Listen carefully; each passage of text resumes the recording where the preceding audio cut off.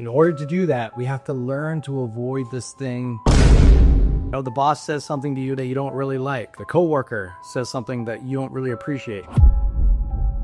If we constantly think that everything's wrong, everything's against us, everything's too hard, too difficult, too challenging, then that's when it's a clear opportunity to make their life better, their fitness better, their relationship better, their health better, something. But because they're so used to complaining, they can't even recognize when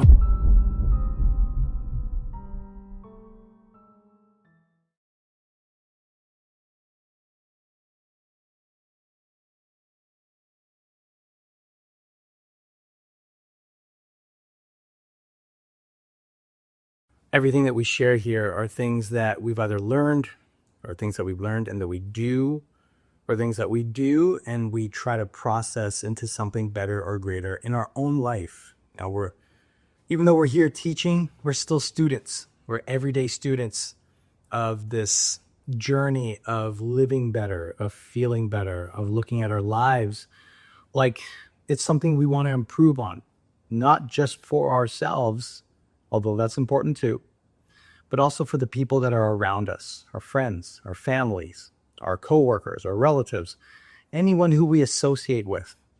I think one of my old coaches a long time ago, and I've seen it online too. I'm sure you have as well. He said, every person in your life will either be someone who inspires you, who grows you, or someone who lessens you. Not lessons as in they lessen you, but they have a negative lesson that you got to learn from. So they either grow you or they lessen you, at which you have to learn from. And the first part of my life, I looked at myself like that person who lessened everyone. Because I was a really negative guy. I saw everything as what's wrong. I woke up in the morning angry. I drive to work angry. I play angry hip hop rap music because I still love hip hop, but I don't listen to it all the time because a lot of it is makes me angry. And I had to learn over the years. I was like, being angry all the time sucks because nobody wants to be around you. And when people are around you, it's like they feel like they can't be real with you. They can't be open, or worse, we start attracting people into our life who are just angry too, which creates this result that is circulating called rumination. That's really loud. It's okay. She's just opening something. And that's what I want to talk about today, which is the number one thing that we all have to watch out for as we grow in this personal development space of letting go of our anger, living in a way where we're less angry, and eventually getting to a place where 90% of our emotions is not angry. Only 10% is. In my opinion, that should be the goal. Maybe even less than 10%.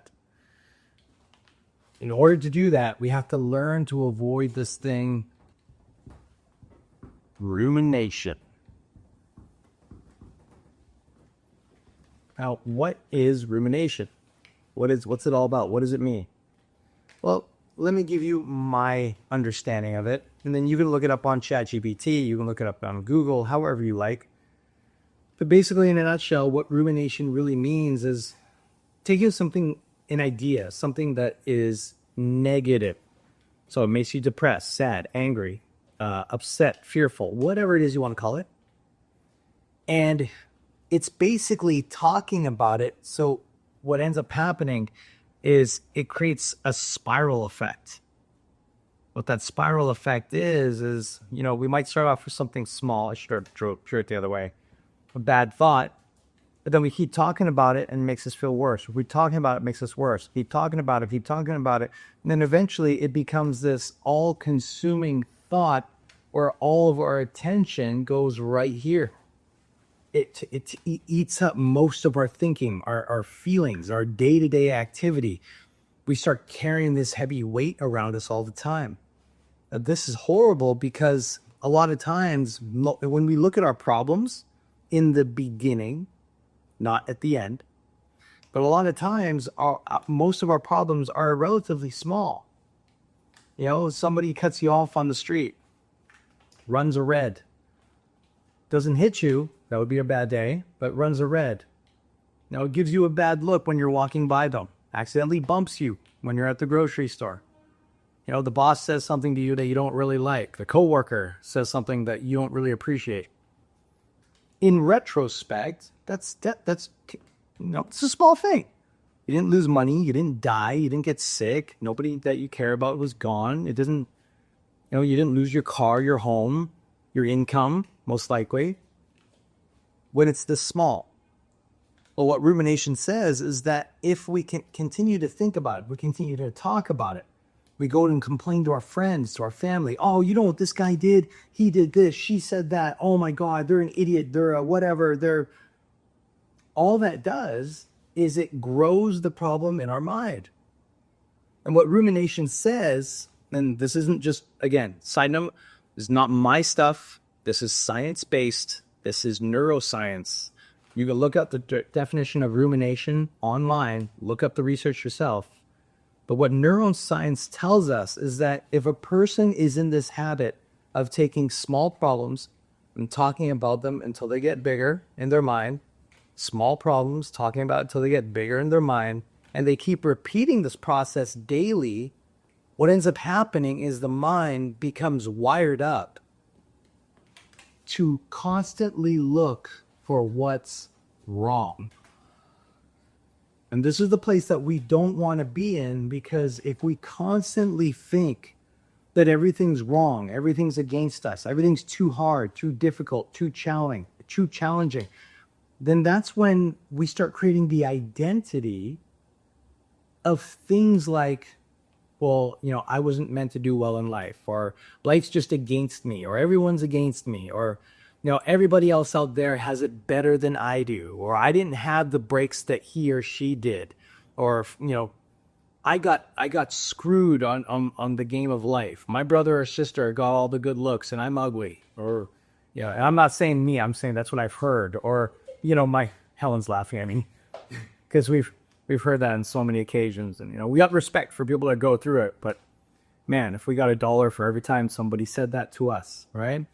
Or, you know, or I started so late in my life, everybody else started in their 20s and 30s, and I'm starting in my 40s and 50s. It's too late for me, or I'm too fat, or I'm not smart enough. Like, oh my God, like this rumination, this is the result of taking small things and making them big, which means that when opportunities arise, when there's a chance to do better in life, when there's something showing up that gives us that hint, that spark of, hey, wait, here's a direction where you can take your life from here and you can move it to something better. If a person is constantly ruminating, this does not appear in their life. This does appear in their life. Correct me. I stand corrected. But what happens is that visually, mentally, and emotionally, they don't see it as an opportunity. What they see it as is just another thing to ruminate about. Oh, you know, I could have had that opportunity, but nah. And then they'll usually make up an excuse. It's too expensive. Oh, it's too hard. You know, that's bullshit. I hear that a lot. This is when I know somebody is in ruination mode, because they'll usually say something like, oh, that's bullshit. That's bullshit. It's a clear opportunity to make their life better, their fitness better, their relationship better, their health better, something. But because they're so used to complaining, they can't even recognize when someone's giving them potential gold in their face. It's almost like getting a piece of Bitcoin, you know, metaphoric Bitcoin before Bitcoin got big.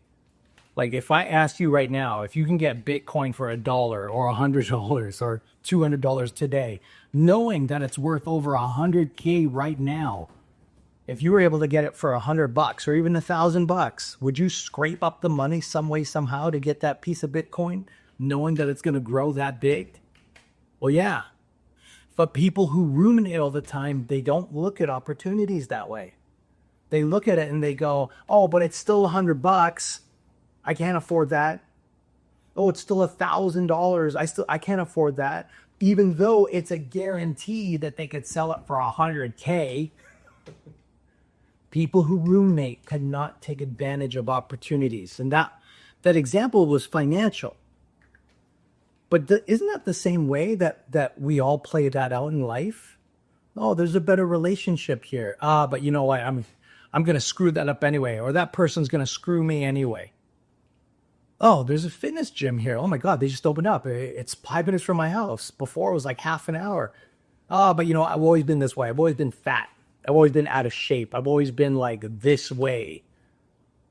I can't see myself being into no, that it's not possible for me. And then of course the list goes on. I'm too old, it's too late, I'm too heavy, and like I'm really stressing on this, guys, not to ruminate myself, but I'm trying to cover all the excuses that people say in hopes that maybe you can connect with this.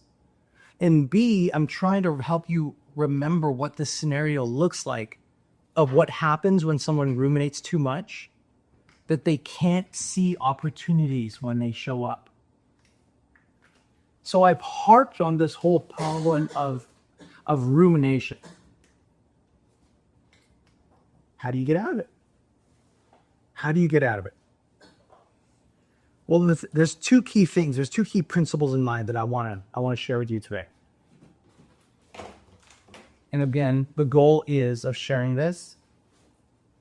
I'm sharing this as a tool. So if you find yourself complaining all the time, getting mad all the time, and you want, like, if you are that person, let me be very clear. If you are that person watching this right now and you're telling yourself, I'm sick of being this way. I want to do better. I want to find a way to be better for myself and for the people that are around me. And this video is for you. Okay, I should have interjected this earlier. I'm going to interject this now. If you are that person, great. If you're the other person that says everything's wrong, this is bullshit, I don't think so, I think I'm going to be stuck this way. Hey, look, I want to just save you some time. I'm going to ask you to just end this video right now, because no matter what you watch, well, nothing's going to work for you. Nothing's going to work for you. No, oh, Alan, you sound like such a downer. No. I say this out of respect because I don't want to waste your time. And number two, I want to remind you, I have zero control over you. I've got no control over who you are and what you want to be and what you want to think. That's up to you. I'm not here to convince anyone that they got to live better. I'm not a convincer. I'm the guy that helps people that are down here that says, I want to find a way to get up here. I'm sick and tired of being this kind of person down here. I want to get up here. I just don't know how. But I'm open. I'm open because anything's got to be better than being down this old down here. It sucks to be here and then to ruminate and then just to repeat the process and everything in life. That's the people who I help. The ones that are here that want to get up to here. Okay? All right. Since I got that out of the way, respectfully again, because I want to save your time and effort, here's what we learned. We've learned that one of the fastest ways to cut off rumination is, number one, to either make a list, write down, or to think of what are all the times that a person has thought of this and then grown their problem to something like this. How many times have we done that? When I was learning this work, I was actually told to make a list of all the times. And I got to tell you, when I made that list, it was embarrassing. Because on one sitting, I wrote down nearly 20 occasions in like a month. And I know I had a lot more than that. But I had 20 occasions in a month where I ruminated about a problem and I grew it in my head. Ruminated about a problem, grew it in my head. I got to tell you, just from that one exercise alone, it did something tremendous for me that I never thought would really help me, but it really did, and that's why I'm sharing it with you. What it did, I'm running out of room here. what it did for me is it helped me understand, create this feeling of being extremely aware of my habit. Make a note, okay? We can't change things that we're not aware of. We can't improve things that we don't know exist. In other cultures or other groups, they refer to this as shadow work. Shadow work. What is shadow work? It's working on the part of yourself that you don't know is running. It's there, but other people see it, but you don't. We all have that because that's part of the subconscious programming that we have from age 0 to 7. That's where the bulk of it was created. And if from 0 to 7, we had it hard, if we were around parents that were negative, siblings that were negative, people, friends, teachers that disbelieved, put us down, if that was the majority of our surroundings, or if those were the surroundings that impacted us the most, we carry that. We carry that into our adult life. And it runs on autopilot without us even knowing. Okay? So being aware of all the times that we ruminate, we put that down on paper. When I did that back in that was like 2005. I physically remember looking at this sheet of paper and thinking to myself, like, holy crap, look at all of these times that I ran this program in my head, that I had this habit in my head. And it made me realize, like, wait a minute, if I'm going to make change, if I'm going to do something better in my life, can I do that? If my habit is to just look at everything that's kind of not going well in my life and then just magnify it tenfold in my brain.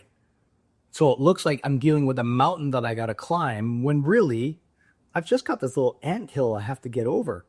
I mean, you tell me, what's easier for you to get over, a mountain or an anthill? Obviously the anthill, right? So step number 1, make note of all the times that you have ruminated in the past 7 days, in the past 2 weeks, in the past month, or just within the past year. Depending on how much patience you have, do it for your whole life. And number 2, count how many times you ruminated. Count how many times you ruminated. And step number 3, okay, here's the last one for today. Here's the last one for today. Sorry, tongue twisted. Tony Robbins talked about this a lot. He was the first person to teach me this. It's what he calls a repatterning or a reframing technique. I'm laughing because when I first started doing this, I was like, man, I don't think so. But honestly, it worked. He said, no matter what happens in your life, when you want to change the way you feel about a situation, you first have to change what you think. Sometimes it's the other way around. But if you can't control the emotion, then you at least change the question. And he said questions are the most important thing for change, because only through questions can you connect with your subconscious to make long-term change. Short-term change comes from the conscious mind. Long-term automatic change comes from your subconscious. And the only way to get to subconscious is not to tell it what to do, because it hates being told what to do during awareness time, during times you're awake. It will listen, though, if you ask it questions. So the first thing that he taught us is he said, when things are going wrong, you got to ask yourself with intention, is to ask yourself, what's good about this? What's good about this? Now, you might be looking at that question that's kind of looking scribbled up right now, but what's good about this? Tony talked about a story where he said he had to use this during the 80s, where he was running his business. Make a long story short, he was running his business. He was with a business partner at the time.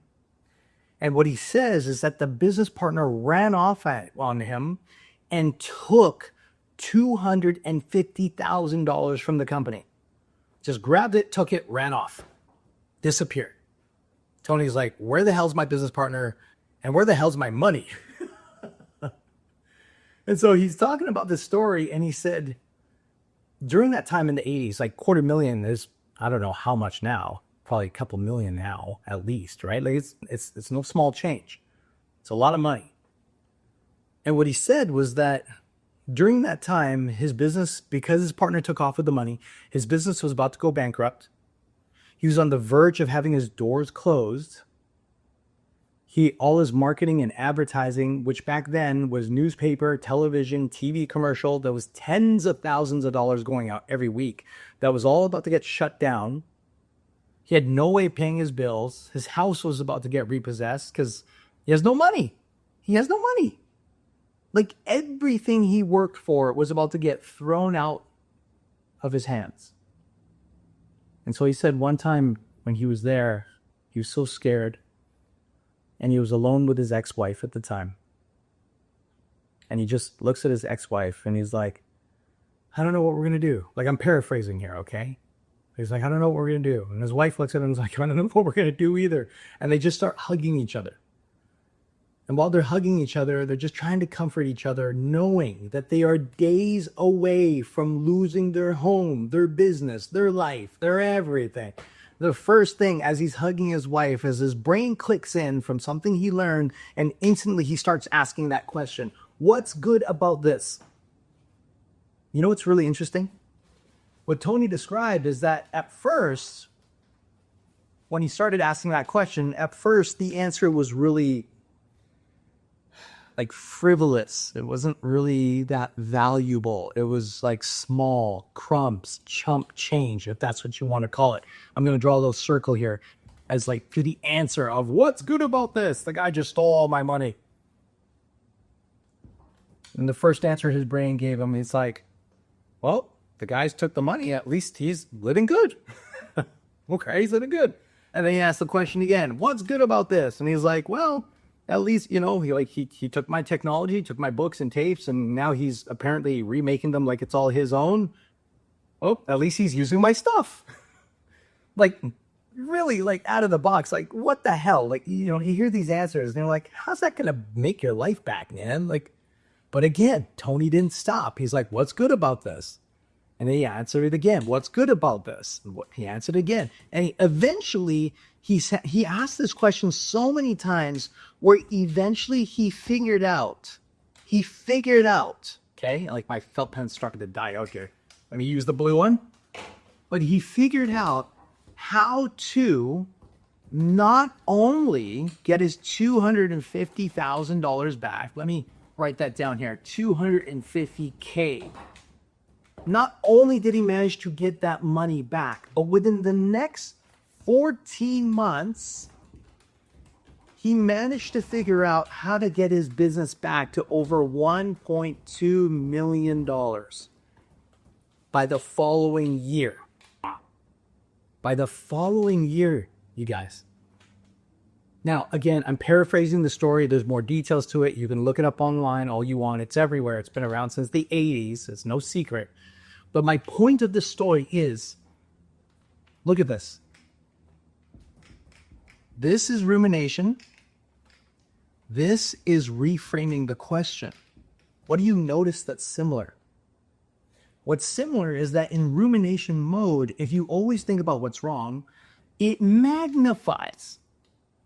But when you start asking yourself better questions and mean it, as Tony says, don't sit there and say, well, what's good about this? You're not going to get a good answer. But you really got to you might do that the first few times, but then you got to get to that point where it's like, okay, no, really, what's good about this? Like, what is good about this? What is good about, oh man, come on, what is good about this? Like, there's got to be something good about this. And then you force your brain to start rewiring the patterning to think in that direction. Look what happened. Tony went from a small little answer to something so magnificent that he made 4x, 5x back what he lost. And it wasn't like he sat there and just thought about it. He thought about it, and then started taking action, thought about it, took action, thought about it, took action. Both rumination, so in closing, both rumination and reframing will get you a result. And the process of negative rumination and reframing, it's the same. It starts off as something small and it gets bigger and bigger and bigger and bigger. With the difference that rumination will only bring you more pain. Let me say that one more time. Rumination will only bring us, you, me, anyone who practices it, it'll only bring us more pain. The stuff we don't want. Whereas learning to reframe the question in your mind with something as simple as re-asking, what's good about this? Over and over again. It'll follow the same process as rumination. It'll take something small and make it bigger, bigger, bigger, bigger, bigger. But this will bring you closer. It'll bring you closer to the very thing that you want. And what is it that you want? You want to be less angry? You want to feel more love in your heart? You want to start repairing those friendships, relationships. Maybe you want to start talking to your kids again. Maybe you want to have your kids start talking to you again if you lost that relationship with them. Maybe there's an old friend, a best friend that you had that you lost touch with because anger and depression and all those negative feelings got in the way too much. Maybe too many wrong things were said. Maybe there's that job that you always wanted to go for, but you didn't have the guts to do it because you were just triggered all the time. Maybe this can help you go after that job again. Or maybe starting that business that you always thought about. That business that you've dreamed of for so many years, that for so long you've had it in your mind and you've tried to push it away because no, maybe you think you can't do it. It's too late or whatever the excuse is. But for some reason, God or the universe or whatever you believe in just keeps putting it back in your head, and it's almost nagging at you. Do you think that reframing might help you start figuring out a way to start building that business for yourself? I don't know what your goals are. I really don't. But I do know as humans, as being part of this human race, all of us generally have similar goals.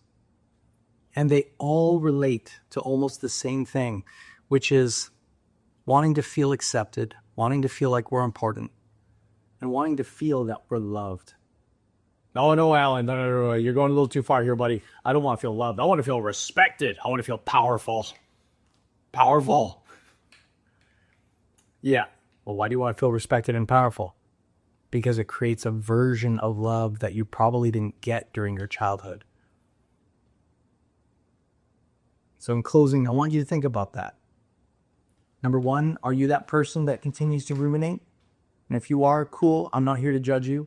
I'm not. I was that guy. It's why I can talk so boldly about this.